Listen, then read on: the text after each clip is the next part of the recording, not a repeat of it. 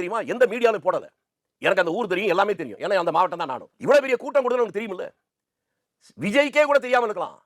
தமிழ்நாடு காவல்துறை சாதாரணமானதல்ல. அதனுடைய இன்டெலிஜென்ஸ் தெரியாம ஒரு சம்பவம் நடந்துடவே முடியாது. அப்படிப்பட்ட ஒரு கட்டமைப்பு இருக்கு. இவ்வளவு பெரிய கூட்டம் வரும்னு தெரியும். கூட்டத்திற்கான அனுமதி கொடுத்த அந்த இடத்திலேயே சாக்கடைக்காக ஒரு பெரிய ஆழமான குழி தோண்டி அதை மூடாமலே அப்படியே வச்சிருந்தாங்க. யாராவது சொன்னாங்களா உங்களுக்கு? யாரும் சொல்ல மறுக்கிற ஒரு விஷயத்தை சொல்றேன். இறந்து போன 41 பேர்ல கிட்டத்தட்ட பாதி பேர் அந்த ஒரு குடியிலிருந்து மட்டும் பிணமாக மீட்கப்பட்டவர்கள். இதுக்கு யார் காரணம் சொல்லுங்க? அங்க இருக்கிற போலீஸ்காரனுக்கு புத்தி இல்லைன்னு சொல்ல மாட்டேன். அவர்களுக்கு இது தெரியும். தெரிந்தாலும் அவர்கள் செயல்பட முடியாமல் ஏதோ ஒரு நிர்பந்தத்தின் காரணமாக அந்த இடத்தை ஒதுக்கிறார். அப்ப ஒதுக்குனது அவங்க தான், காவல்துறை தான் இதுக்கு பொறுப்பா இருக்க முடியும். மற்றவங்க பண்ண முடியாது. அனுமதி காவல்துறை தானே கொடுத்தீங்க. நீங்க எப்போ கொடுத்தீங்கன்னு கேட்டான். அதுல ரிட்டனா காவல்துறை கொடுத்த அனுமதி மதியம் 3 மணியிலிருந்து 10 மணி வரை கொடுத்து எழுதி கொடுத்துருக்கான். ரிட்டனா கொடுத்துருக்கான். நான் கற்பனையில சொல்லல. ஆனால் மெட்ராஸ்ல ஜூரிசெக்ஷனே இல்லாத சென்னை உயர்நீதிமன்றத்தில் இந்த வழக்கு எப்படி வந்துச்சு? ஜூரிசெக்ஷன் எனக்கு தெரிகிற போது உயர்நீதிமன்ற நீதிபதிக்கு தெரியாதா?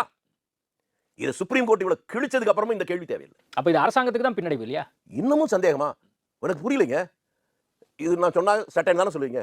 இது என்னன்னு கேட்டீங்கன்னா நான் என்ன பதில் சொல்ல? பெரிய பின்னடைவு சார். உச்சநீதிமன்றம் நேற்று சொல்லியிருக்கிற இந்த வழிகாட்டு என்ன சொல்ற சிபிஐக்கு சரின்னு சொல்லிட்டா பாத்தீங்களா?